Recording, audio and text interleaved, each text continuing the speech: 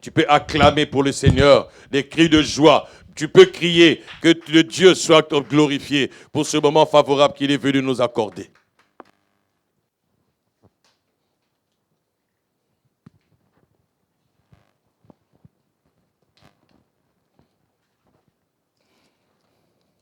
Je vous salue encore tous dans le nom de notre Seigneur et Jésus-Christ.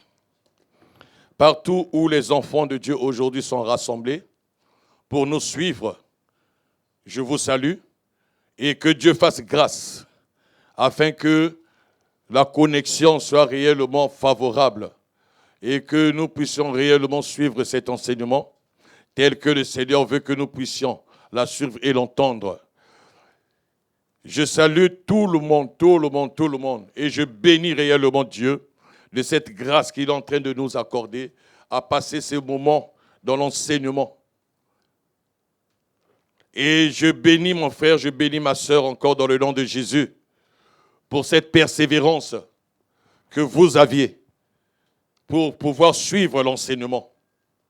Cela n'est pas par ta propre volonté, mais c'est Dieu qui a voulu que cela soit ainsi. Et cet enseignement que nous allons entendre, ces paroles que nous allons entendre, si Dieu a permis que tu l'entendes, c'est parce que tu es un bien-aimé. C'est parce que Dieu t'aime. Voilà pourquoi il a mis cette parole à notre disposition. Nous allons prendre nos Bibles dans le livre de Luc au chapitre 21.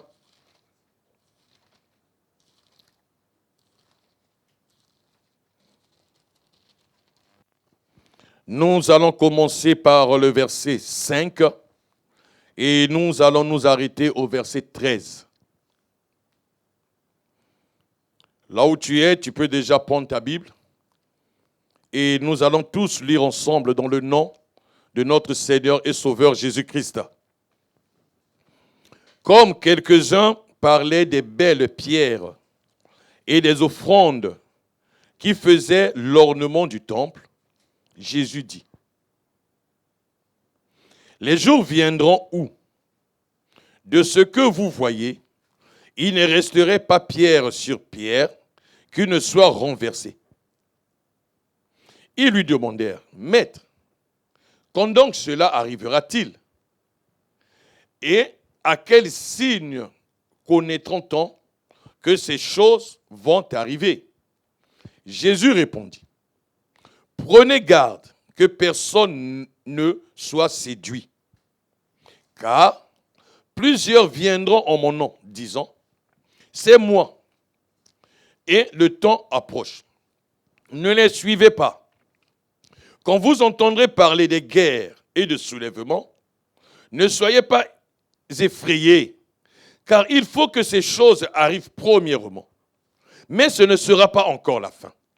Alors il leur dit, une nation se lèvera contre une nation, et un royaume contre un royaume. Il y aura de grands tremblements de terre, et dans divers lieux, des pestes et des famines. Il y aura des phénomènes terribles et de grands signes dans le ciel. Mais, avant tout cela, on mettra la main sur vous. Et si l'on vous persécutera, on vous livrera aux synagogues, on vous jettera en prison, on vous mènera devant des rois et devant des gouverneurs à cause de mon nom. Cela vous arrivera pour que vous serviez de témoignage. Nous allons prendre le livre de Matthieu au chapitre 24. Je vais commencer par le verset 1. Nous allons lire dans le nom de notre Seigneur et Sauveur Jésus-Christ. Comme Jésus s'en allait au sortir du temple, ses disciples s'approchèrent pour lui en faire remarquer les constructions. Mais il leur dit, « Voyez-vous tout cela? Je vous le dis en vérité, il ne restera pas ici pierre sur pierre qui ne soit renversée. » Il s'assit sur la montagne des Oliviers. Et les disciples vinrent en particulier lui faire cette question. « Dis-nous, quand cela arrivera-t-il? Et quels seront les signes de ton avènement et de la fin du monde? » Jésus leur répondit, prenez garde que personne ne vous séduise. Car plusieurs viendront sous mon nom, disant, c'est moi qui suis le Christ. Et ils séduiront beaucoup de gens. Vous entendrez parler de guerre et de bruit de guerre. Gardez-vous d'être troublés, car il faut que ces choses arrivent. Mais ce ne sera pas encore la fin. Une nation se lèvera contre une nation, et un royaume contre un royaume, et il y aura en divers lieux des famines et des tremblements de terre. Tout cela ne sera que le commencement des douleurs. Alors on nous livrera au tourment, et l'on vous fera mourir. Et vous serez haïs de toutes les nations à cause de mon nom. Alors aussi plusieurs succomberont, et ils se trahiront, se haïront les uns les autres. Plusieurs faux prophètes s'élèveront, et ils séduiront beaucoup de gens. Et parce que l'iniquité sera accrue, la charité du plus grand nombre se refroidira. Mais celui qui persévérera jusqu'à la fin sera sauvé.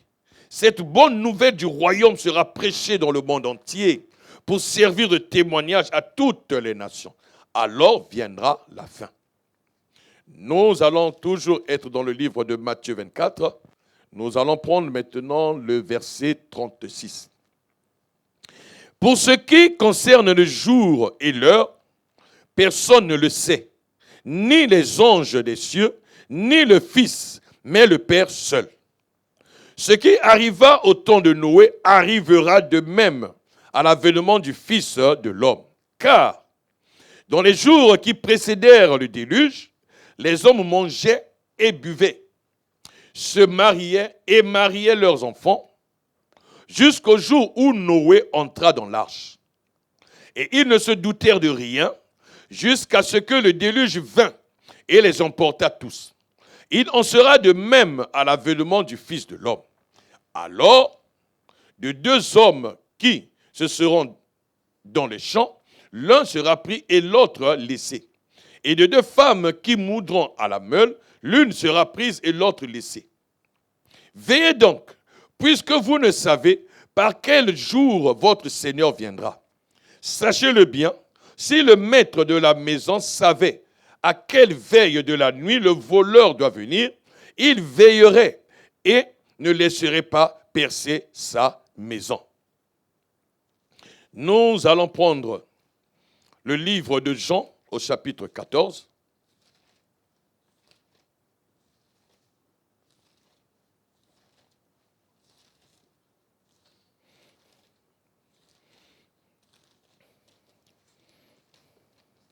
Jean chapitre 14 à partir du verset 1 et au verset 3. Je lis dans le nom de notre Seigneur et Sauveur Jésus-Christ. Que votre cœur ne se trouble point. Croyez en Dieu et croyez en moi. Il y a plusieurs demeures dans la maison de mon Père. Si cela n'était pas, je vous l'aurais dit. Je vais vous préparer une place. Et lorsque je m'en serai allé et que je vous aurai préparé une place, je reviendrai et je vous prendrai avec moi afin que là où je suis, vous y soyez aussi. Nous allons prendre le livre des Actes des Apôtres au chapitre 1. Je commencerai par le verset 6 et je vais m'arrêter au verset 11. Alors les apôtres réunis lui demandèrent, « Seigneur, est-ce en ce temps que tu rétabliras le royaume d'Israël ?»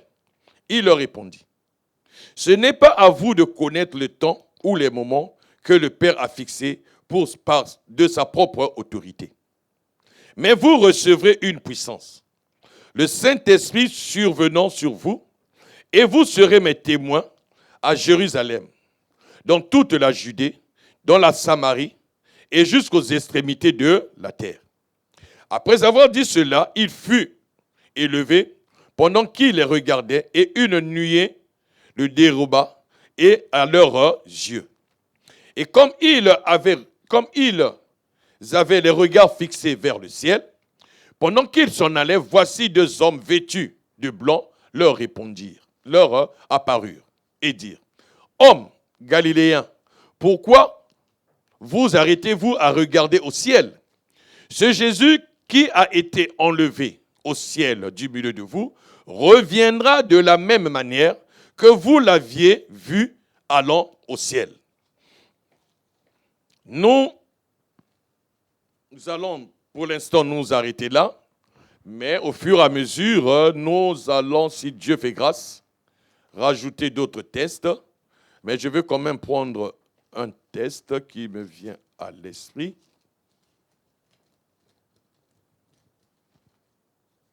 Pour qu'on le lise quand même.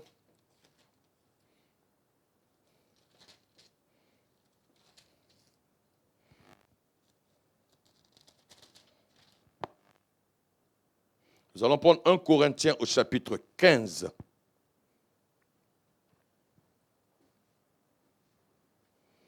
Pour la compréhension du test, je commencerai par le verset 51. Je lis au nom de notre Seigneur et Sauveur Jésus-Christ. Voici, je vous dis un mystère.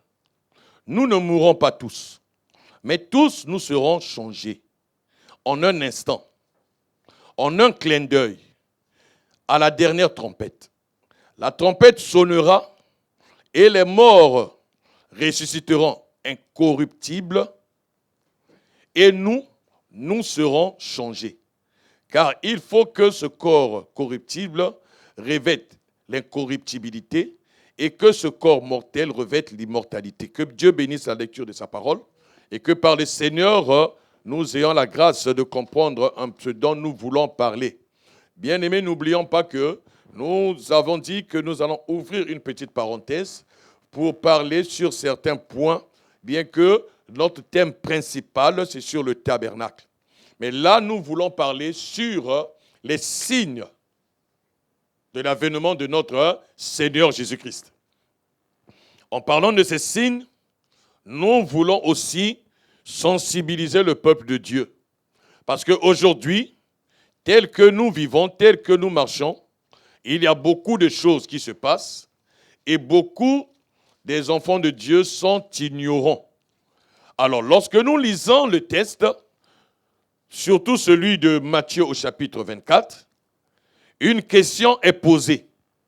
La question qui est posée à Jésus est la suivante. Il ne pose pas d'autres questions, mais il dit à Jésus ceci. Dis-nous, quand arrivera-t-il? Dis-nous quand cela arrivera-t-il et quel sera le signe de ton avènement et de la fin du monde? Alors, pourquoi cette question? C'est parce que la Bible nous dit que les disciples étaient tout autour de Jésus et ils étaient en train de parler de cette construction. Parce qu'ils remarquaient, ils étaient en train de voir la beauté du temple. Tous sont de tout ce qui est des offrandes de ce temple. Mais maintenant, Jésus leur dit, voyez-vous tout cela? Je vous le dis en vérité, il ne resterait pas ici pierre sur pierre qui ne soit renversé. Jésus montrait que ce que eux, ils étaient en train d'admirer, il arrivera un jour que tout cela sera renversé.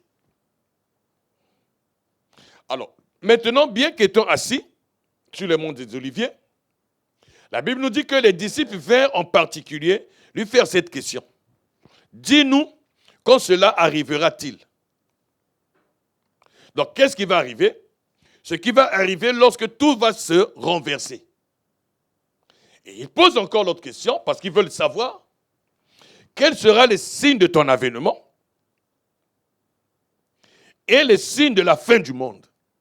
C'est que les disciples, lorsqu'ils étaient avec Jésus, ils ne voulaient pas être indifférents. Ils voulaient tous savoir quel est le signe de l'avènement et le signe de la fin du monde. Alors, à ce moment-là, nous comprenons qu'il y a deux signes. Il y a le signe de l'avènement de notre Seigneur Jésus-Christ et il y a le signe de la fin du monde. Alors, souvent, nous confondons ces signes. Nous pensons que tout c'est la fin du monde. Non. Il y aura l'avènement de notre Seigneur Jésus-Christ et il y aura la fin du monde. Mais nous ne devons pas confondre ces deux. Voilà pourquoi il parle de ces signes. Alors, il y a les signes de l'avènement et il y a les signes de la fin du monde. L'avènement de Jésus-Christ, c'est autre chose. Et la fin du monde, c'est autre chose. Mais Jésus, maintenant, prenant la parole, il met l'accent sur un point. Le point auquel il met d'abord l'accent, c'est sur la séduction. Il dit, prenez garde que personne ne vous séduise. C'est ce dont nous avons parlé entre-temps avec les bien-aimés.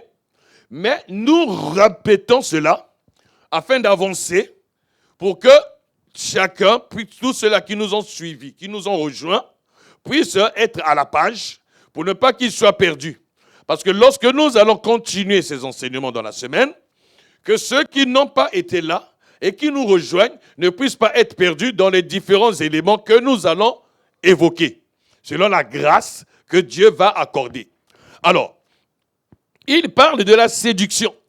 Donc, nous voulons d'abord comprendre ce mystère de la séduction, parce que cette séduction auquel le Seigneur Jésus fait allusion, pourquoi il dit prenez garde de ne pas être séduit. Nous devons savoir pourquoi cette séduction. Alors, lorsqu'il parle de ces différents signes, il y a un point auquel il évoque. Cela, nous le prenons dans le livre de Luc au chapitre 21. Le Seigneur Jésus dit une chose.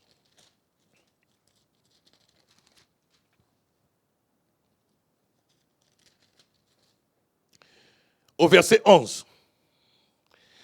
Il y aura de grands tremblements de terre et en divers lieux des pestes et des famines. Il y aura des phénomènes terribles et de grands signes dans le ciel. Il parle des signes qui vont arriver. Il dit même, une nation se lèvera contre une autre et un royaume contre un autre royaume. Nous allons entendre parler des guerres, nous allons entendre parler des bruits de guerre. Donc tout cela, nous allons les entendre. Mais si nous essayons de chercher à lire et de comprendre, il ne nous dit pas exactement qui sera à l'origine de tout ça. C'est la question que nous devons aussi nous poser. Il ne dit pas exactement qui sera à l'origine de toutes ces choses. Mais il nous dit seulement que il y aura tous ces événements. C'est-à-dire que tous ces événements auront une cause. Mais qui sera à l'origine? N'oublions pas que la Bible dit qu'il dira qu'une chose va arriver sans que l'Éternel ait permis. Nous allons prendre un texte biblique. Nous voyons un jour, la Bible déclare, que Dieu était rassemblé avec ses enfants. Ils étaient assis. Et la Bible dit, et Satan vint. Et Dieu lui pose la question, d'où viens-tu? Il dit, de m'y promener et de parcourir la terre. C'est que Satan est en train de parcourir la terre et il s'est promené. Mais maintenant, Dieu lui pose la question, as-tu vu mon serviteur Job? Satan va répondre, oui, je l'ai vu. Bien que dit qu'il est intègre, mais Satan fait comprendre que son intégrité, c'est tout simplement parce que tu l'as béni. C'est parce que tu as ta main sur lui, parce que tu le protèges, tu as tout mis à sa disposition. Mais si seulement tu enlèves ta main, il finira par te maudire. Il ne va pas t'adorer. Il t'adore tout simplement parce que tu as la main sur lui. Mais que dit Dieu? Va, fais tout ce que tu veux, mais ne touche pas à sa vie. Mais lorsque nous voyons tous les événements qui sont arrivés, personne ne peut savoir qui est derrière. Mais dans la réalité, tout ce qui était arrivé à Job, c'est Dieu qui l'avait permis. Mais lorsque Dieu l'a permis, cela est arrivé, ses enfants étaient dans une fête, et un événement est arrivé, il y a eu la mort, il y a eu la destruction de tous ses biens, mais dans la réalité, c'est Dieu qui était derrière. Voilà pourquoi la Bible dit qu'il dira qu'une chose peut arriver tant que l'Éternel est permis. Alors, qu'est-ce que nous voulons dire? Aujourd'hui, nous sommes en train de vivre un phénomène terrible dans le monde entier. La Bible dit, il y aura des phénomènes terribles et de grands signes dans le ciel. Alors nous sommes en train de vivre un phénomène terrible et au travers de ce phénomène, nous voulons aussi sensibiliser le peuple de Dieu afin que le peuple de Dieu que nous sommes, nous puissions réellement avoir le discernement. Alors, qu'est-ce qui se passe aujourd'hui dans tous les pays du monde entier? Parlent d'un seul mot, ont tous pratiquement le même vocabulaire. Ça a commencé vers le mois de février, le mois de janvier, février, mars, avril. Mais ce vocabulaire, c'est confinement. Mais qu'est-ce qu'il y a à l'origine du confinement? C'est un virus. Le Covid-19, qui est pratiquement dans tout le monde entier. Mais derrière, il y a les réseaux sociaux, il y a des scientifiques qui en parlent. Je ne voudrais pas balayer cela, mais je voudrais seulement attirer l'attention de tous les saints. C'est que derrière, qu'est-ce qui est dit? Tout le monde dit que c'est un virus qui a été manipulé dans les laboratoires. C'est un virus qui a été créé pour détruire, pour la destruction de tel peuple, pour la destruction de telle race, la destruction de ceci, de cela, peu importe tout ce qui est dit. Mais, pour essayer de comprendre un peu certaines choses, afin de voir un peu le mouvement de Dieu, voir un peu comment Dieu aussi agit, nous avons, dans le livre de Michée au chapitre 5, nous l'avions lu, mais cela, pour ceux qui nous ont rejoints, cela n'est pas mauvais qu'on essaye de lire ce texte pour que ça nous aide à avancer et que ceux qui nous ont rejoints, je le répète, ne puissent pas être perdus. Michée au chapitre 5 dit ceci. Et toi, à partir du verset 1, et toi, Bethléem d'Éphrata, petite entre les milliers de Juda, de toi sortira pour moi celui qui dominera sur Israël et dont l'origine remonte aux temps anciens, au jour de l'éternité. Dans cette prophétie, on nous parle de l'avènement de notre Seigneur et Sauveur Jésus-Christ. Alors, cet enfant qui devait naître, le Messie qui devait naître, il devait naître seulement à Bethléem. Il ne pouvait pas naître autre part.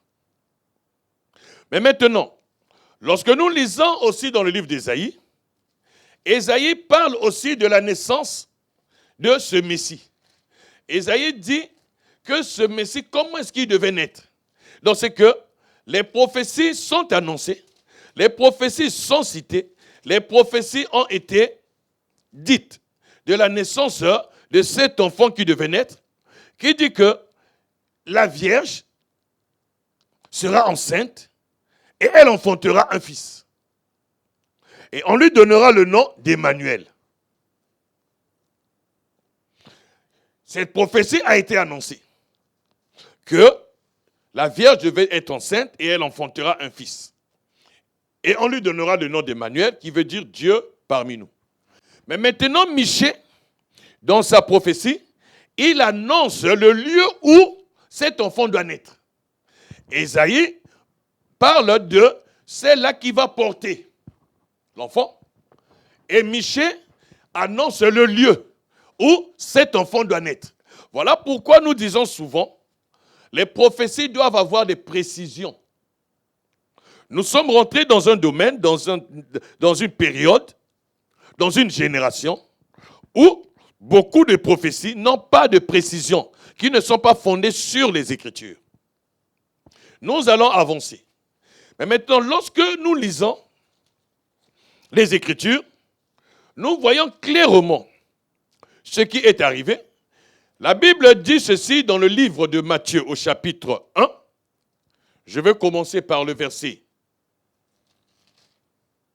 18. Il est dit ceci, je lis au nom de notre Seigneur et Sauveur Jésus-Christ. Voici de quelle manière arriva la naissance de Jésus. Marie, sa mère, ayant été fiancée à Joseph, se trouva enceinte par la vertu du Saint-Esprit. avant qu'ils eussent habité ensemble. Joseph, son époux, qui était un homme de bien et qui ne voulait pas la diffamer, se proposa de rompre secrètement avec elle. Car comme il pensait, voici, un ange du Seigneur lui apparut en songe et dit, Joseph, fils de David, ne crains pas de prendre avec toi Marie, ta femme, car l'enfant qu'elle a conçu vient du Saint-Esprit. Elle enfantera un fils, et tu lui donneras le nom de Jésus. C'est lui qui sauvera son peuple du péché. Tout cela arriva afin que s'accomplisse ce que le Seigneur avait annoncé par le prophète. Voici, la Vierge sera enceinte, elle enfantera un fils et tu lui donneras le nom d'Emmanuel, ce qui signifie Dieu avec nous. Alors, nous voyons déjà ici ce que l'ange vient dire à Joseph. Nous voulons, par rapport à ce que je dis, expliquer quelque chose. Suis, et au fur et à mesure, nous allons avancer. Alors, lorsque l'ange visite Joseph, il ne visite pas Joseph parce qu'il veut le visiter. Mais c'est parce qu'au préalable, Joseph, en remarquant que sa femme attend un enfant, prend l'initiative de rompre secrètement avec elle. Il décide de rompre secrètement. Il décide de rompre secrètement avec Marie. Alors, lorsqu'il décide de rompre secrètement avec Marie, pourquoi? Parce que Marie attend un enfant. Donc, il dit, je ne vais pas la garder ainsi, parce que pour lui, cet enfant ne venait pas de lui. C'est lui qui n'est pas à l'origine de cette grossesse, tel que la Bible le déclare et la Bible le dit. Mais maintenant, qu'est-ce qui se passe? L'ange maintenant va visiter Marie. Et lorsque l'ange visite Marie, l'ange donne maintenant une précision. L'ange ne peut pas parler pour le plaisir de parler, mais lorsque l'ange parle, l'ange rappelle la prophétie. Donc rappelle ce que Dieu avait pensé et ce que Dieu avait dit, afin que ce qui se passe, tout puisse bien aller. Alors, qu'est-ce que l'ange dit? L'ange rassure maintenant Joseph de ne pas abandonner cet enfant, cette femme, parce que l'enfant que Marie a conçu vient du Saint-Esprit et rappelle à Joseph la pensée, la prophétie d'Ésaïe. Mais pourquoi Joseph dit oui? Joseph ne dit pas oui parce que c'est l'ange qui lui a parlé. Joseph il dit oui aussi parce que lui-même il avait connaissance de cette prophétie. Il connaissait ce que cette prophétie disait. Voilà pourquoi Joseph accepte. Mais dans tout ce que l'ange dit, l'ange ne précise pas le lieu de la naissance de cet enfant et comment Joseph doit faire pour aller. Mais nous voyons maintenant dans le livre de Luc ce qui se fait, c'est que lorsque Marie va accoucher, avant cette naissance, la Bible déclare ceci, en ce temps-là parut un édit de César Auguste ordonnant un recensement de toute la terre. Ce premier recensement eut lieu pendant que Quirinius était gouverneur de Syrie. Tous allaient se faire inscrire, chacun dans sa ville.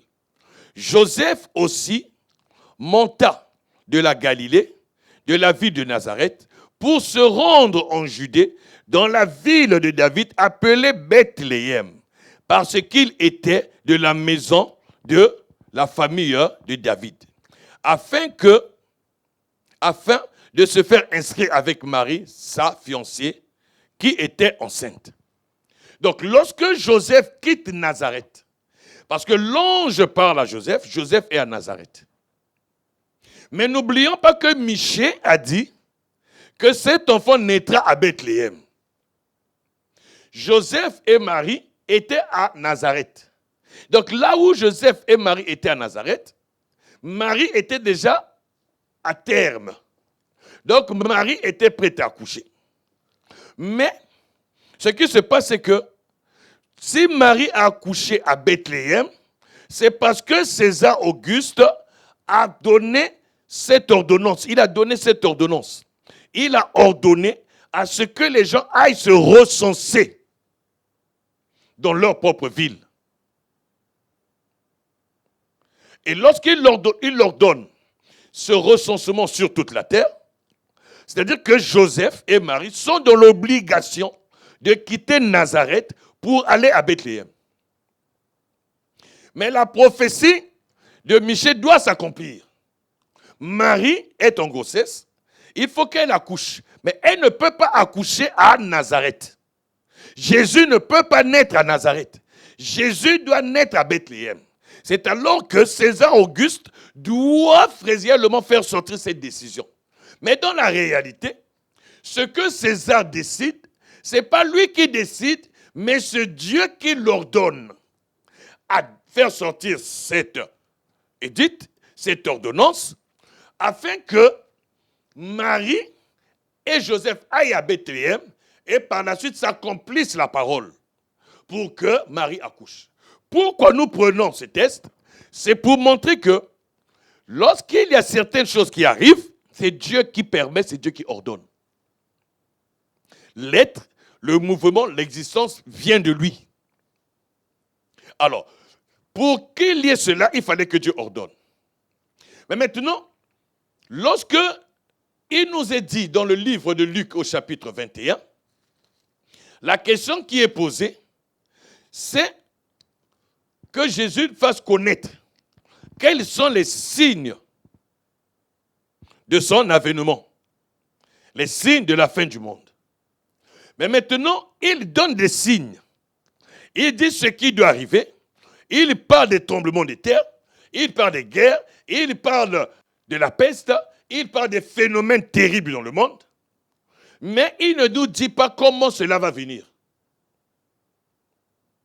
Mais cependant, comme lui, il est Dieu, c'est lui qui gère tout, c'est que des phénomènes, il permettra de toucher un roi qui va se lever de lui-même pour aller combattre un autre.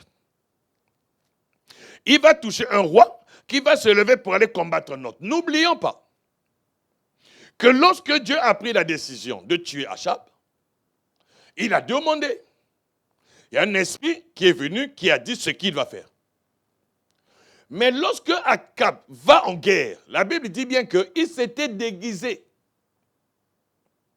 Bien qu'étant déguisé, pour ne pas qu'on le reconnaisse en guerre, mais arrivé là-bas, il y a une personne qui a tiré une lance au hasard. Et comme il avait un défaut de cuirasse, c'est alors que la flèche s'est arrivée et il en est mort. Alors nous voyons que cette pensée, ce qui était arrivé, Dieu avait déjà prévu que la chose se fasse, mais humainement parlant, les gens vont dire que Achab avait une cuirasse qui avait un défaut. Mais pourquoi lorsqu'il s'est déguisé, n'avait-il pas vu ce défaut? Mais c'est Dieu qui a permis. Ce qui veut dire que l'épidémie qui se passe, c'est Dieu qui permet. Même si il y a eu une tierce personne dans un laboratoire quelconque qui est à l'origine de ce virus, qui a fait que ce virus soit échappé, ou bien qui a fait que ce virus sorte, peu importe, nous maintenant, les chrétiens, nous les saints, cela ne nous concerne pas. Ce dont nous avons besoin, c'est de découvrir, de connaître les signes de son avènement. Une fois si nous connaissons les signes, cela est mieux pour nous.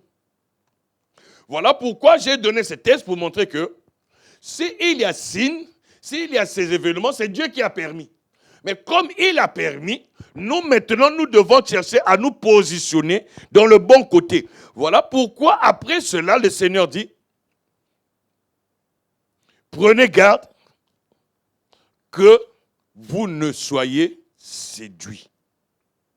Alors, lorsqu'il touche le point, prenez garde que vous ne soyez séduits, comme nous l'avions dit, c'est que le système de la séduction, c'est pourquoi? C'est que la séduction qui sera là a un seul but, c'est de nous empêcher à reconnaître les signes de l'avènement de notre Seigneur Jésus-Christ.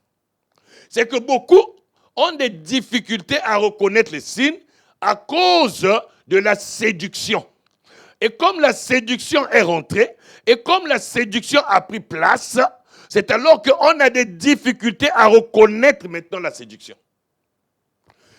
Voilà pourquoi le Seigneur dit dans le livre de Matthieu 24, à partir du verset 36, où il est dit ceci: pour ce qui est du jour et de l'heure, personne ne le sait, ni les anges des cieux, ni le Fils de l'homme, mais le Père seul.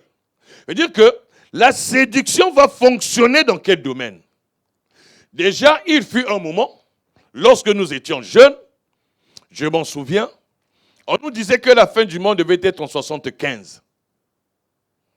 Ceux de ma génération et ceux qui sont plus âgés que moi le savent. Après 1975, c'était la fin du monde qui devait arriver en 1980. Mais il y a beaucoup de gens qui ont cru en cela. Et il y a beaucoup de gens qui croient en cela. Mais si nous lisons les Écritures, le Seigneur nous fait comprendre que personne ne connaît ni le jour ni l'heure. C'est le secret du Père seul. Même les anges qui sont jour et nuit devant le Dieu créateur, devant le Dieu tout-puissant, en train de l'adorer, ne connaissent pas l'heure ni le jour. Mais c'est le Père seul qui connaît. Alors, ceux donc qui nous transmettent ces enseignements, c'est la séduction, pour nous séduire. Parce qu'il dit, beaucoup viendront en mon nom, mais ce ne sera pas moi. Alors, la séduction, elle est là. Il dit une chose. Ce qui arriva au temps de Noé arrivera de même à l'avènement du Fils de l'homme. C'est-à-dire que nous devons avoir pour référence ce qui s'est passé au temps de Noé. Alors, si nous regardons au temps de Noé, nous voyons la manière à laquelle les gens étaient en train de vivre au temps de Noé. Malgré tout ce qui se passait, ils ne se doutèrent de rien. Ils ne se doutèrent pas qu'un événement devait arriver. Mais lorsque cela est arrivé, ils ont été surpris. Donc le Seigneur nous fait comprendre que nous devons savoir que, c'est la même manière que cela était arrivé au temps de Noé, c'est la même manière que son avènement va arriver. Voilà pourquoi il dit, ce qui arrivera au temps de Noé arrivera de même à l'avènement du Fils de l'homme. Alors, aujourd'hui, il y a beaucoup de personnes qui ne savent pas qu'il y aura l'avènement de Jésus-Christ. Il y aura son avènement et il y aura la fin du monde. Le peuple de Dieu aujourd'hui doit maintenant être sensibilisé dans cet enseignement. Si aujourd'hui nous ne connaissons pas ça, nous devons chercher à connaître. Chercher à les connaître. Bien-aimés, je sais qu'il y a certaines personnes qui nous suivent et qui ne sont peut-être pas de l'Assemblée d'Amiens, de l'Assemblée de Nanterre, que ce ne sont pas de ceux de Belgique et de ceux qui sont en Afrique, qui nous suivent. Il y en a d'autres qui nous suivent, mais qui ont leur assemblée locale. Pose la question au ministre de ton assemblée de te dire quelle est la différence de signe de l'avènement du Seigneur Jésus-Christ et de la fin du monde. Pose la question à tes ministres, à ton ministre, est-ce qu'il y a une différence entre l'avènement de Jésus-Christ et la fin du monde? C'est que si ce ministre, qui se dit ministre, est incapable de t'expliquer cela, bien-aimé, ta vie est en danger. Ta vie est en danger, ton salut est compromis. Parce que tu dois savoir, le ministre de la parole a obligation d'expliquer ces choses. Le ministre de la parole n'est pas seulement là à manifester, à agir pour démontrer son autorité. Non, il doit nous expliquer cela. Parce que les disciples ont posé la question à Jésus. Ils veulent savoir que Jésus leur explique les signes de son avènement et de la fin du monde. Et Jésus l'a dit. Mais maintenant, toi aussi, là où tu es, là où tu pries, pose la question à ton pasteur, au docteur, au ministre. Dis-lui de t'expliquer cela. Et il a obligation de te l'expliquer et de te montrer la différence qu'il y a et de t'expliquer dans quel ton nous sommes. Parce que c'est là où se trouve la confusion. Et beaucoup de chrétiens, leur vie est maintenant en danger. Ton salut est compromis. Tu es en danger. Si ces points-là, tu ne les connais pas, tu dois les connaître. Mais si tu ne les connais pas et que tu ressens en toi que tu es un enfant de Dieu, cherche à les connaître. Pour ne pas être surpris ce jour-là. Parce que lui-même, il fait comprendre qu'il viendra comme un voleur. Où personne ne s'y attend. Voilà pourquoi il donne l'exemple de ce qui s'était passé au temps de Noé. Parce qu'au temps de Noé, la Bible dit clairement que les gens mangeaient, les gens buvaient, se mariaient et mariaient leurs enfants. Jusqu'au jour où Noé entra dans l'arche. C'est que ce que le Seigneur, ce qui s'est passé au temps de Noé, c'est ce qui se fera aussi dans le temps auquel nous sommes. La Bible dit clairement cela. Et le Seigneur dit, gardez-vous d'être séduits. Parce que la séduction, il saura. Alors, lorsque les gens se mariaient et mariaient leurs enfants, nous voyons que la Bible dit dans le livre de Genèse au chapitre 6, que les fils de Dieu avaient vu que les filles des hommes étaient belles. Lorsque les fils de Dieu ont vu que les filles des hommes étaient belles, ils sont allés vers les filles des hommes et ils se sont mariés. Et c'est alors que Dieu va se rendre compte que pourquoi j'ai créé l'homme. Alors, nous voulons voir par là, dans cette relation, le mystère de la séduction. Parce qu'aujourd'hui, les enfants de Dieu se font facilement séduire. Mais la séduction auquel nous voulons mettre l'accent, ce n'est pas seulement la séduction au système mondain. Celle-là aussi en fait partie. Mais lorsque le Seigneur Jésus parle, il dit une chose.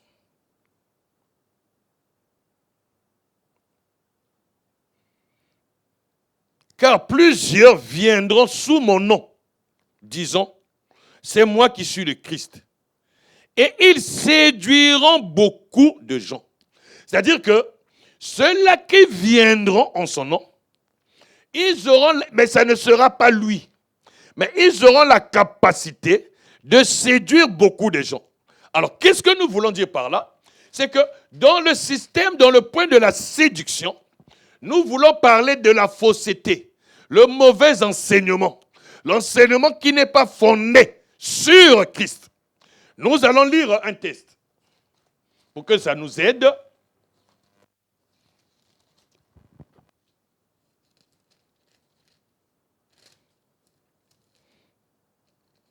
Dans le livre d'Apocalypse chapitre 2, je commencerai pour une bonne compréhension à partir du verset 18 et je m'arrêterai au verset 20.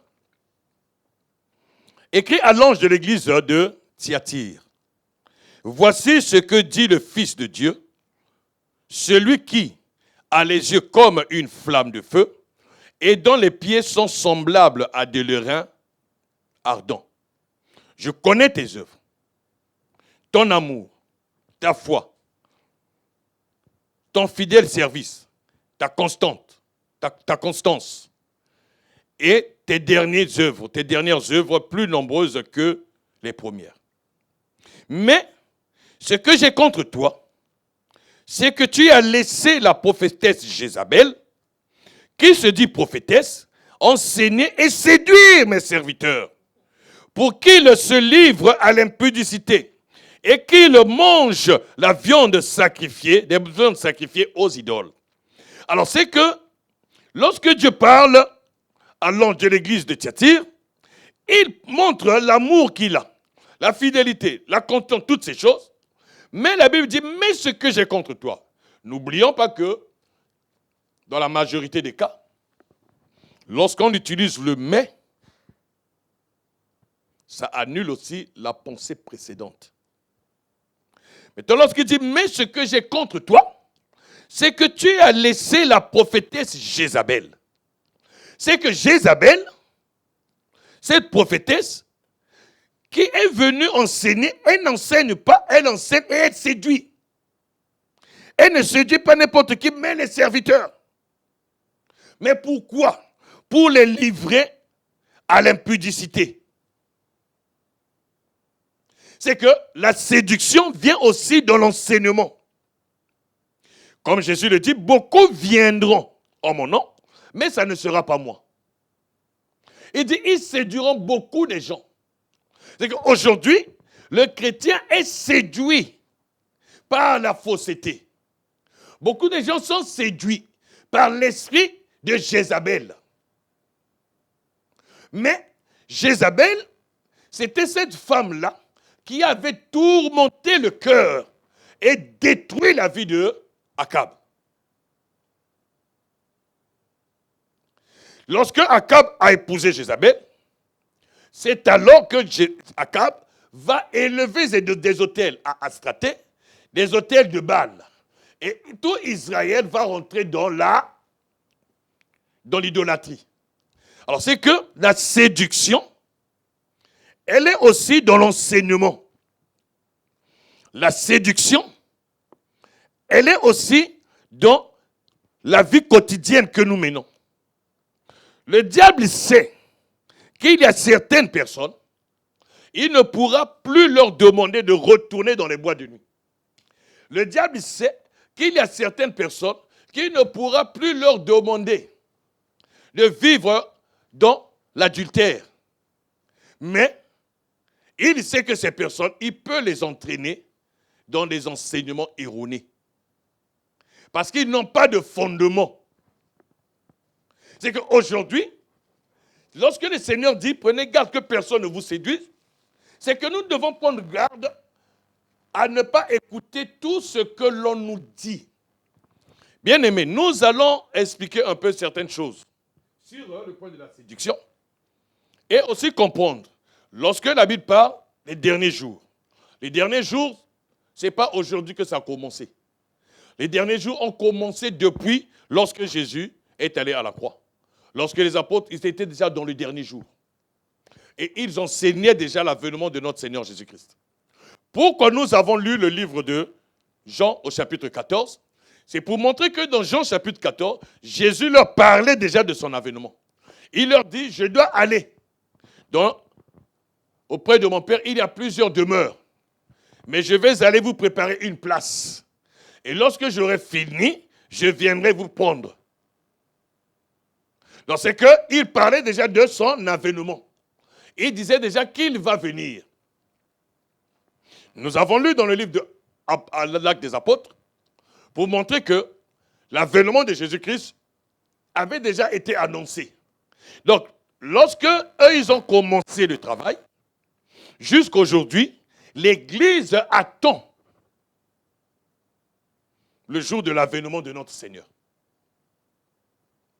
Mais ce jour-là sera comme un voleur. Il viendra comme un voleur. Alors, lorsque nous sommes en train de parler de cela, nous remarquons une chose. Dans la séduction, il y a des points auxquels parfois les gens le parlent, ils ne le disent pas haut et fort, mais souvent on le dit dans les coulisses. Mais il y a des moments auxquels il n'est pas mauvais de le dire afin que le peuple de Dieu soit sensibilisé. Souvent les gens disent, je veux toucher un peu ce point. Lorsqu'on leur pose la question, tu pries où? Les gens ont tendance à dire, je suis dans l'église mère. Alors, lorsqu'on parle d'une mère, c'est celle-là qui donne vie à des enfants. Donc, c'est elle, on peut dire, qui est au début de tout. Donc, l'église mère, que tout le monde connaît, c'est l'église catholique. Mais si nous retournons même seulement dans les livres d'histoire, nous comprenons que ce n'est pas l'église catholique qui a commencé à parler de Jésus. Ce n'est pas l'église catholique qui a commencé à annoncer l'avènement de Jésus-Christ.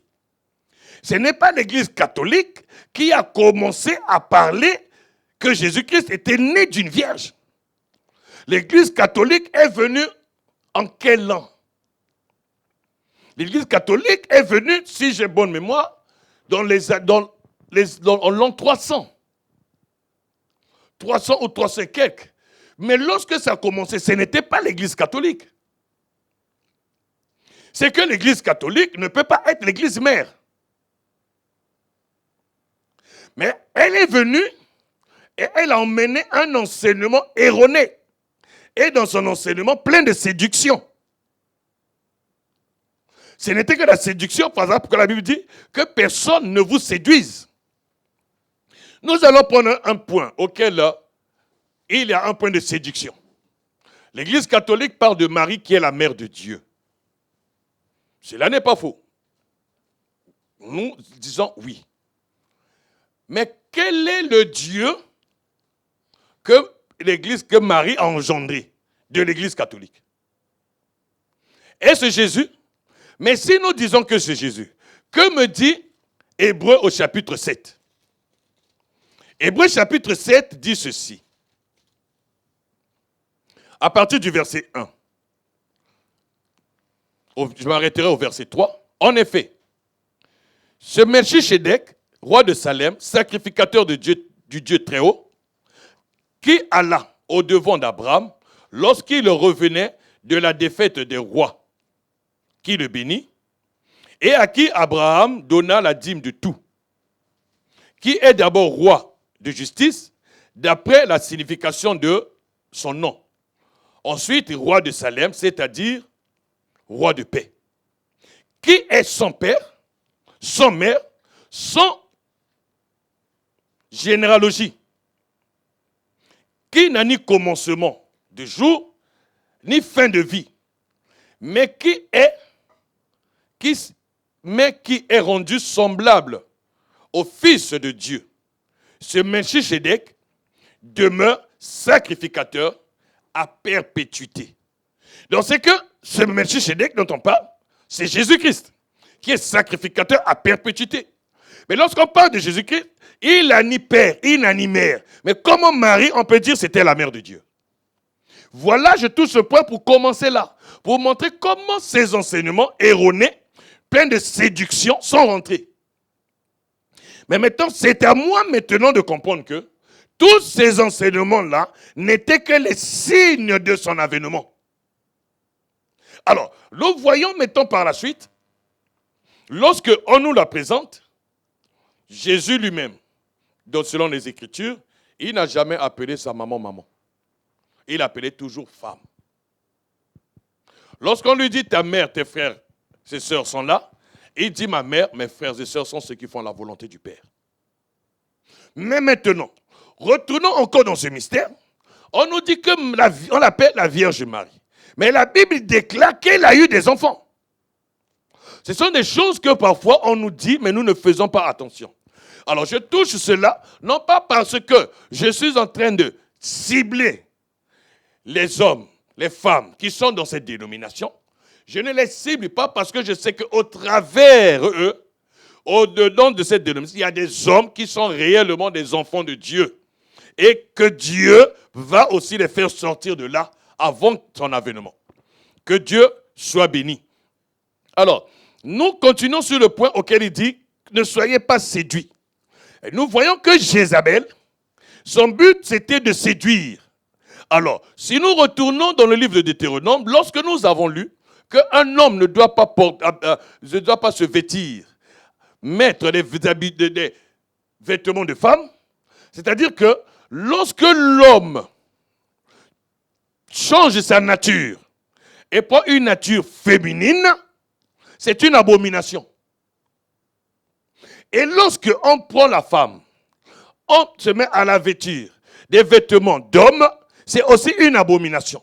Voilà pourquoi Jézabel, étant femme, on lui donne la place de prophétesse, on lui donne la place d'enseignante, elle enseigne, mais qu'est-ce qu'elle va apporter? Que la séduction. C'est-à-dire que celui-là qui n'est pas un homme, celui-là qui n'a pas eu la connaissance de Dieu, celui-là qui n'a pas mangé l'agneau, celui-là qui n'a pas été appelé par Dieu dans le ministère, lorsqu'il prêche, c'est une femme. Il prêche, c'est une femme. Donc ces enseignements ne seront que là pour séduire et emmener le peuple à l'impudicité, emmener le peuple dans le désordre. Je disais une chose à certains bien-aimés, on partageait la parole de Dieu sur certains points. Souvent les gens reprochent certains ministres de certaines prédications. Nous devons savoir une chose. Lorsqu'il y a un mal dans l'assemblée, et des frères, des sœurs, qui ont posé des actes qui sont contraires à la doctrine, le serviteur, le ministre, les ministres ont l'obligation de pouvoir leur parler sévèrement. S'il faut sanctionner, les sanctionner selon la gravité de leurs actes. Et les ministres aussi ont aussi obligation de le dire sur la chair pour sensibiliser le peuple, afin que ce mal ne prenne pas de l'ampleur. Mais si nous regardons aujourd'hui, lorsque le mal est dans l'église, les ministres les voient, mais ils ne disent rien. Mais pourquoi ils ne parlent pas? Parce que dans la majorité des cas, ceux qui vivent dans ce libertinage, ceux qui posent de certains actes, sont ceux-là qui sont le plus souvent les donateurs. Donc ceux-là qui ont aveuglé les ministres, qui ont aveuglé ceux-là qui conduisent le peuple, ils les ont aveuglés et ils sont dans l'incapacité de leur parler et de les sanctionner et de les faire asseoir. La finalité, le mal va prendre de l'ampleur. Va prendre de l'ampleur dans l'église et ça continuera. Pourquoi? Parce que les gens ont peur que par la suite, les fidèles s'en aillent. Les gens ont peur que par la suite, on leur dise que tu es méchant, que tu es mauvais, que tu es ceci. Mais bien aimé, si nous voyons un peu les choses telles qu'elles sont, le ministre n'est-il pas un unique? L'unique n'a plus de sentiments. La Bible déclare que Lévi, il ne connaît pas son père, il ne connaît pas sa mère, il ne connaît pas ses frères, il ne connaît pas sa sœur. Il ne connaît que la loi de l'Éternel. Mais si tu es réellement mis, tu ne connais que la loi de l'Éternel. Tu ne peux que l'appliquer. Alors, le Seigneur dit que nous devons faire attention de ne pas être séduits. C'est que la séduction, d'abord, elle est là. Mais il dit aussi, il faut que ces choses-là arrivent. Si ces choses-là n'arrivent pas, il nous serait impossible de connaître les signes. Voilà pourquoi la Bible dit, dans le livre de Timothée au chapitre 3, à partir du verset 1,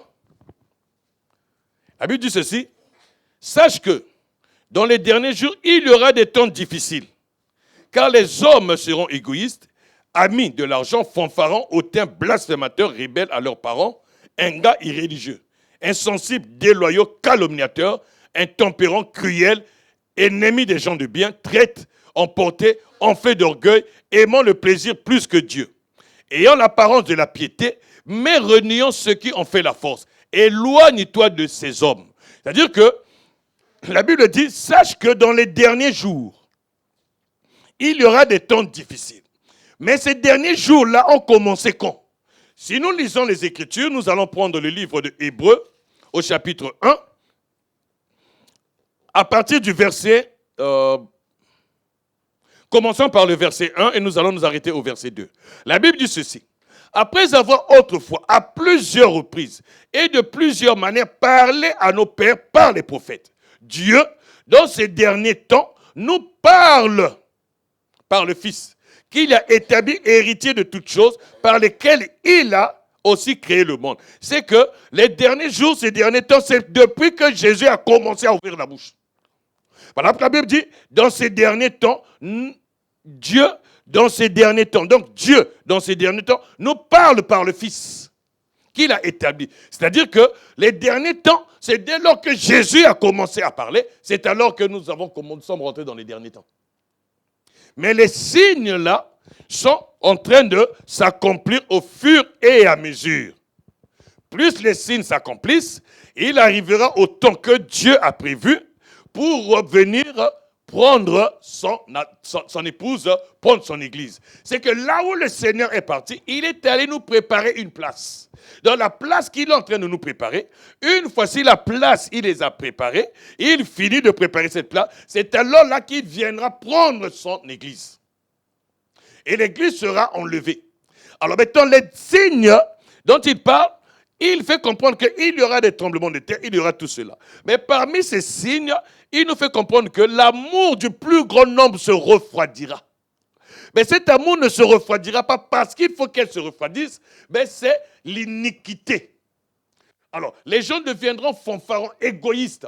Les gens aimeront le plaisir plus que Dieu. Voilà pourquoi dans le livre de Matthieu, au chapitre 24, à partir du verset 36, il nous dit une chose que cela sera de la même manière comme au temps de Noé. Mais que s'est-il passé au temps de Noé? Les gens buvaient, les gens mangeaient, les gens se mariaient et mariaient leurs enfants. En d'autres termes, les gens aimaient plus le plaisir que Dieu. Et toujours dans le livre de Genèse au chapitre 6, il est dit que Noé était un homme intègre en son temps. Donc c'est qu'au temps de Noé, lorsque les gens mangeaient, lorsque les gens buvaient, Noé avait reçu grâce devant Dieu parce qu'il était intègre devant Dieu. Son intégrité avait permis qu'il vive maintenant cet enlèvement. Que Noé soit enlevé. Mais ceux qui n'étaient pas intègres, ils se sont laissés séduire. Et donc, le fait de se laisser séduire, ils se mariaient, ils faisaient tout. Mais Noé, ce n'était pas le cas. Vous allez me dire, donc le mariage c'est mauvais. Je n'ai pas dit ça. Parce que Noé était marié. Vous allez me dire que le mariage c'est mauvais. Je n'ai pas dit ça. Parce que Noé avait aussi pris des femmes pour ses enfants. Parce que Noé était père. Noé était époux. Noé était père. Noé était aussi beau-père. Alors, c'est que s'il était beau-père, c'est qu'il était allé marier ses enfants, prendre des femmes pour ses enfants. Donc, je ne dis pas que le mariage c'est mauvais. Mais je veux tout simplement dire que les gens étaient attachés à la séduction. La séduction les avait emportés. Et comme la séduction les avait emportés, ils n'avaient plus la notion de demeurer dans les principes divins. Alors, aujourd'hui, la séduction est rentrée au travers de l'enseignement erroné. Nous avons de la fausseté. Si nous remarquons bien, il y a beaucoup de choses qui se passent aujourd'hui dans nos assemblées, dans nos vies que nous voyons, mais nous sommes dans l'incapacité de les dénoncer. Beaucoup de choses, les gens voient certaines choses et ils sont dans l'incapacité de les dénoncer. Où est le mal de dénoncer un mal? Y a-t-il un mal dans tout ce bien? De dénoncer le mal. S'il faut dénoncer le mal, nous le dénonçons dans le nom de Jésus. Afin que nous construisons. Mais les gens se cachent. Au lieu de dénoncer le mal, selon les Écritures, ils dénoncent toutes choses. Et c'est là où il y a cet esprit d'égarement. Beaucoup de gens sont égarés à cause de cette puissance de séduction qui est en train d'agir. Mais elle agit en silence. La Bible dit, toujours dans le livre de 1 Timothée, maintenant au chapitre 4, il dit, mais l'Esprit dit expressément que dans les derniers temps, quelques-uns abandonneront la foi pour s'attacher à des esprits séducteurs et à la doctrine des démons. Tout cela est dû à quoi? Par l'hypocrisie de faux docteurs, portant la marque de la flétrissure dans leur propre conscience. Alors c'est que, dans ces derniers temps, la Bible dit clairement, et c'est l'Esprit qui dit expressément, que dans les derniers temps, quelques-uns abandonneront la foi. C'est que dans ces moments-là auxquels nous sommes, les gens vont abandonner la foi pour s'attacher à des esprits séducteurs. Alors c'est que nous devons faire attention, parce que ce dont nous sommes en train de parler, c'est afin que nous comprenions que notre Seigneur Jésus met l'accent sur la séduction. afin que nous autres qui sommes le peuple de Dieu, que nous ne soyons pas emportés dans la séduction, que nous soyons attachés aux vraies valeurs. D'où la saine doctrine. Vous savez, aujourd'hui, nous devons comprendre. Il n'y a pas certaines choses auxquelles nous avons fait des erreurs, auxquelles nous n'avons pas mis beaucoup d'accent, auxquelles nous n'avons pas parlé. Mais aujourd'hui, c'est le moment maintenant auquel nous devons parler de ces signes de l'avènement de notre Seigneur Jésus-Christ. Nous devons aussi mettre l'accent sur les véritables points de la doctrine, afin que les gens sachent ce que c'est que la véritable doctrine. Le peuple doit être enseigné dans la doctrine, dans la connaissance, dans la révélation, dans la prophétie. Il faut que nous soyons enseignés de toutes ces choses.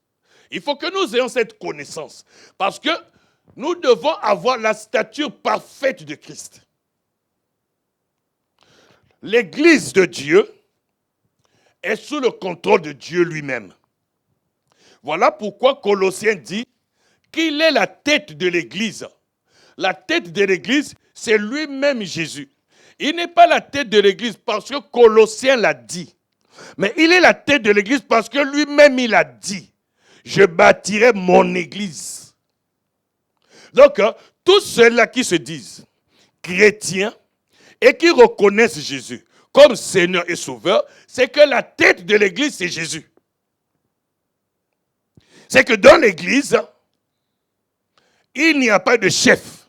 Le chef, c'est lui-même Jésus. Voilà pourquoi il est le premier en tout. Et tout a été créé par lui, et tout a été créé pour lui. Il est avant toute chose, et toute chose subsiste en lui. Voilà pourquoi Jésus, il est la tête du corps de l'Église. Alors, si nous reconnaissons Jésus la tête du corps de l'Église, il faut qu'on nous parle de tout ce qu'il a demandé, de l'enseignement qu'il a communiqué à ses disciples. Il faut que nous tous, nous ayons la capacité d'observer tout ce qu'il a prescrit. Et le ministre doit être aussi dans la capacité d'enseigner tout ce qu'il a prescrit. Mais ce qu'il a prescrit, il avait mis tout cela dans la bouche des apôtres. Et aujourd'hui, cela est dans la bouche des coms. Et les coms, c'est qui? C'est le ministère de la parole. Donc, tous ceux-là qui se disent ministres de la parole doivent être dans la capacité de nous parler de ces choses. De nous parler de tout ce qu'il a prescrit. Afin que nous puissions avoir la stature parfaite de Christ. Alors, Jésus dit, gardez-vous d'être séduits.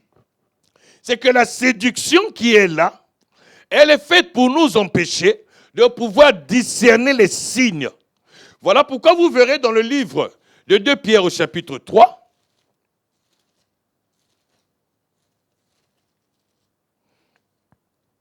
je commencerai par le verset 1, il est dit ceci. Voici déjà, bien-aimés, la seconde lettre que je vous écris. Dans l'une et dans l'autre, je cherche à éveiller par des avertissements votre saine intelligence, afin que vous ne vous souveniez des choses annoncées d'avance par les saints prophètes. Je reprends le verset 2. Afin que vous vous souveniez des choses annoncées d'avance par les saints prophètes et du commandement du Seigneur et Sauveur enseigné par vos apôtres. Sachant avant tout que, dans les derniers jours, il viendra des moqueurs, avec leur raillerie, marchant selon leur propre convoitise, et disant, où est la promesse de son avènement? Car, depuis que les pères sont morts, tous demeurent comme dès le commencement de la création. Alors, nous voyons déjà que dans la séduction, il y a aussi des paroles de moquerie. à cause de l'attente. Mais nous devons nous dire, même si il y a le temps, même si ça fait un moment qu'il n'est pas venu, mais nous devons rester dans cette ferme conviction qu'il viendra. Pour ne pas être séduits. Pourquoi nous sommes séduits? Pourquoi les gens sont séduits? C'est tout simplement parce qu'ils ont oublié que sur cette terre, ils sont des pèlerins. Nous sommes nombreux qui avons oublié cela. Nous pensons que nous ne le sommes pas. Mais dans la réalité, un chrétien est un pèlerin. Tu dois savoir que dans la réalité, sur cette terre, tu es un pèlerin. Tu es un étranger. Peu importe le lieu où tu te trouves, mais tu es un étranger sur cette terre. Pèlerin. Bien-aimés, est-ce qu'il y a des choses parfois nous nous disons, parfois nous ne savons pas, mais lorsqu'on est courant, on est surpris. Tu es vivant aujourd'hui. Là où tu habites, en Europe, tu payes la taxe d'habitation. Donc la maison que tu te dis que c'est toi qui as construit, le terrain auquel tu dis que tu as acheté, mais tu payes des taxes encore. Donc en fin de compte, ce n'est pas chez toi. Mais à ce moment-là, on doit aussi se dire, si sur la terre je suis étranger, mais lorsque je vais mourir, là où je serai enterré, que je sois aussi propriétaire, mais le caveau là où on t'enterre, tu dois aussi payer. Donc ta dépouille, là où est-ce qu'elle est enterrée, tu es aussi locataire. Ta dépouille est locataire de la terre où elle est enterrée. Après des années, si vous ne payez pas, on va te détruire. On va te déterrer pour te mettre ça dans des fosses communes. Et peut-être ces ossements seront utiles pour la science. Donc pour dire que sur cette terre,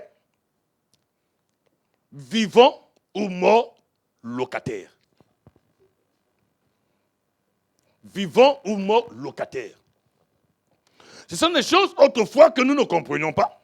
Mais au fur et à mesure, on finit par les comprendre, on se dit, mais ce n'est pas possible. Voilà pourquoi je dis que le Seigneur, il est bon. Parce qu'il dit le jour de son avènement, lorsqu'il viendra, les morts en Christ ressusciteront. C'est-à-dire que tous ceux qui sont en Christ sont étrangers sur cette terre. Parce que ces morts-là en Christ doivent ressusciter. Parce que là où ils ont été enterrés, ils sont aussi locataires, ils sont étrangers. Ce n'est pas leur demeure. Mais maintenant, la séduction qui vient, elle vient pour ôter en moi le souvenir de l'avènement de mon Seigneur Jésus-Christ. Voilà pourquoi, dans le livre de 2 Pierre, au chapitre 3, à partir du verset 1, il est dit ceci. « Voici déjà, bien-aimés, la seconde lettre que je vous écris. Dans l'une et dans l'autre, je cherche à éveiller, par des avertissements, votre saine intelligence. » C'est que dans la lettre qu'il écrit, c'est pour réveiller notre saine intelligence. Mais cette intelligence doit être réveillée comment? C'est par la lettre qu'il écrit. Mais le but, c'est quoi? Pourquoi il veut réveiller notre intelligence? Parce qu'il dit, afin que vous vous souveniez des choses annoncées d'avance par les saints prophètes. Mais qu'est-ce que les saints prophètes ont dit? Les saints prophètes ont annoncé des choses.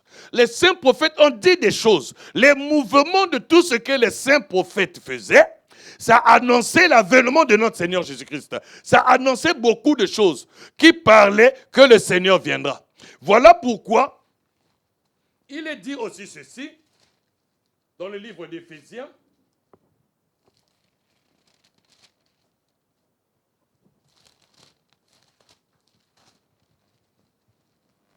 Au chapitre 2, où il est dit au verset 20, vous avez été édifiés sur le fondement des apôtres et des prophètes. Jésus-Christ lui-même étant la pierre angulaire. C'est-à-dire que nous avons été édifiés sur le fondement des apôtres et des prophètes. Et ici, le bien-aimé Pierre persiste et dit, afin que vous vous souveniez des choses annoncées d'avance par les saints prophètes et du commandement du Seigneur et Sauveur, enseigné par vos apôtres. Vous voyez maintenant, c'est que si tu n'es pas édifié sur le fondement des apôtres et des prophètes, c'est qu'en réalité, ton baptême est faux. Parce que nous devons être édifiés sur le fondement des apôtres et des prophètes.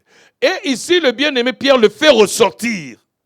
Et il dit, sachant avant tout que, dans les derniers jours, il viendra des moqueurs avec leur raillerie, marchant selon leur propre convoitise, disant, où est la promesse de son avènement? Bien-aimé, lorsque la séduction est forte, c'est alors que je m'éloigne de la réalité divine. La séduction, elle est là pour m'éloigner de la réalité divine. Lorsque la séduction est là, elle m'empêche de connaître les signes de l'avènement du Seigneur. C'est ça le but réel de la séduction. La séduction vient pour me faire sortir, pour m'empêcher de pouvoir aller là où se trouve ma promesse, de pouvoir posséder cette promesse que le Seigneur a eu à me faire. Si, bien aimé, nous lisons bien, quel que soit le temps, ne perds pas ta foi.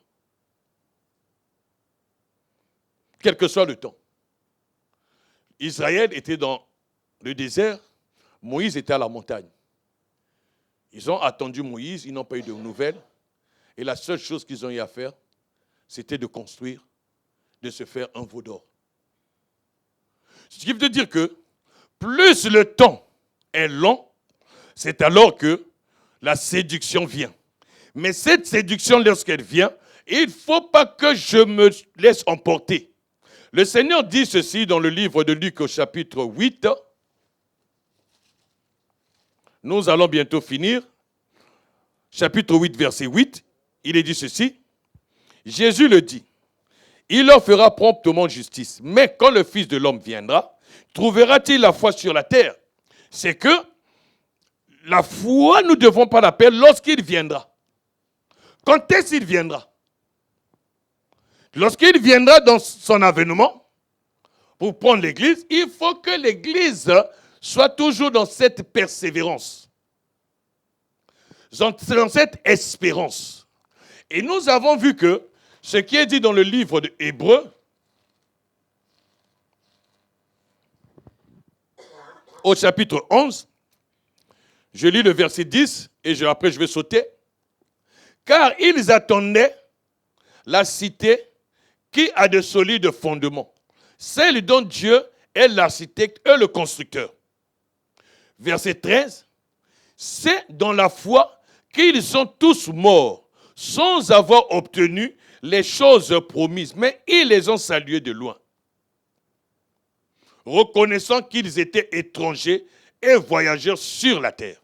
C'est que tous ces anciens, les anciens prophètes, sont morts dans cette espérance. Mais nous savons aussi que les anciens apôtres, eux aussi, ils sont morts dans cette espérance. Et quelle espérance? L'espérance de l'avènement de notre Seigneur. Ils sont morts dans cette espérance. Ils attendaient cette espérance. Comment quoi? Parce que nous lisons dans le livre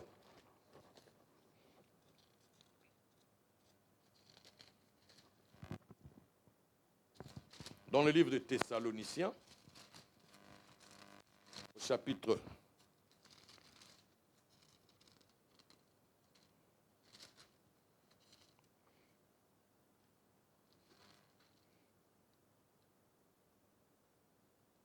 Nous allons prendre 1 Thessaloniciens.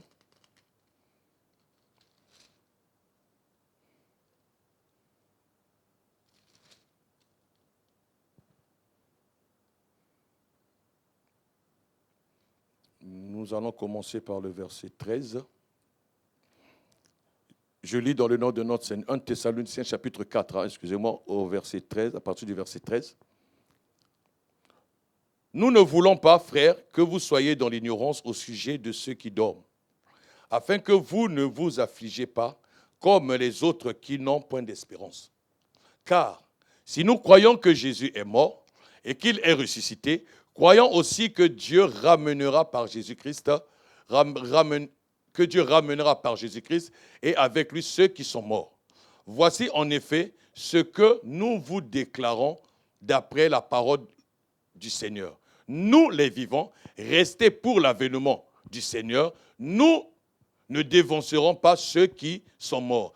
Car le Seigneur lui-même a un signal donné à la voix d'un archange et au son de la trompette de Dieu descendra du ciel et les morts en Christ ressusciteront premièrement.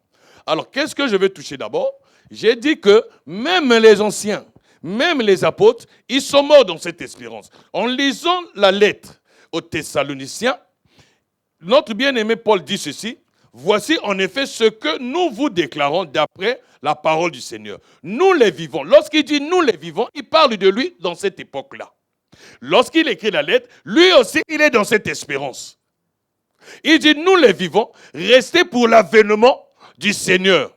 Nous ne dévancerons pas ceux qui sont morts. C'est que lui, il sait qu'il sera aussi enlevé. Lui, il sait que lorsque le Seigneur, il aura l'avènement de notre Seigneur Jésus-Christ, lui, il partira parce que nous les vivons. Mais aujourd'hui, nous savons que ce bien-aimé n'est plus. Il est, lui-même il a dit, la mort mais un gain. Il est au repos. Mais maintenant, cette écriture, c'est nous. Donc c'est que nous aussi, les vivants, tels que nous sommes là, nous sommes restés pour l'avènement du Seigneur. Voilà pourquoi il faut que nous restions dans cette espérance.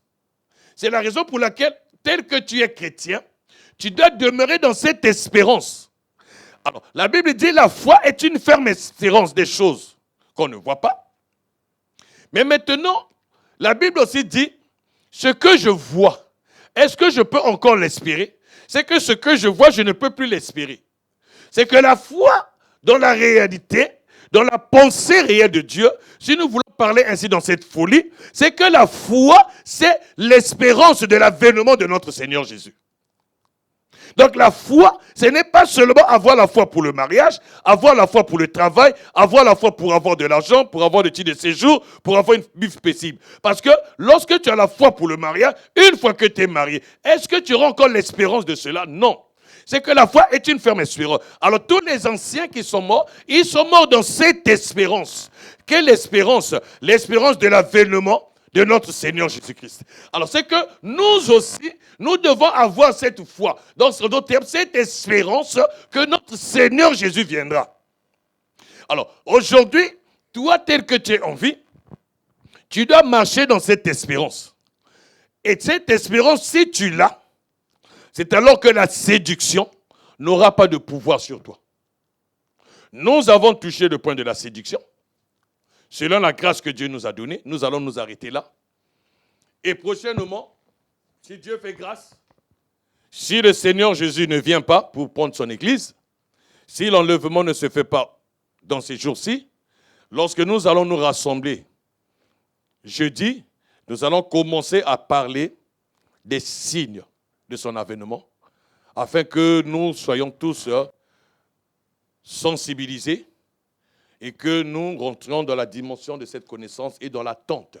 Là où tu es, tu vas maintenant élever ta voix pour dire merci au Seigneur de cette grâce qu'il nous a accordée, qui t'a accordée, et tu vas demander au Seigneur de te faire grâce pour ne pas que tu tombes dans la séduction. Tu vas demander au Seigneur de te faire grâce afin qu'au-dedans de toi, tu aies cette ferme espérance. C'est tu es dans cette attente, dans cette espérance de l'avènement du Seigneur et que tu puisses marcher maintenant tel que sa parole le veut pour ne pas que tu rates ce rendez-vous parce que cela est réel. Élevons nos voix et prions dans le nom de Jésus. Merci Seigneur mon Dieu, merci mon Créateur pour cette exhortation que tu es venu nous donner. Père très saint, c'est là le fruit de ton amour. C'est ça l'acte de ton amour, comme tu le dis. Pour l'amour de Sion, je ne m'interromps point. Tu es venu nous communiquer cette pensée afin que nous puissions être maintenant vigilants et que nous ne soyons pas séduits. Merci Seigneur pour ces paroles. Je lève ma voix vers toi, toi qui es Dieu au-dessus de tous les dieux. Toi qui es assis sur ton saint trône. Toi, ce Dieu qui ne change pas. Je te prie, Père très saint, de me faire grâce.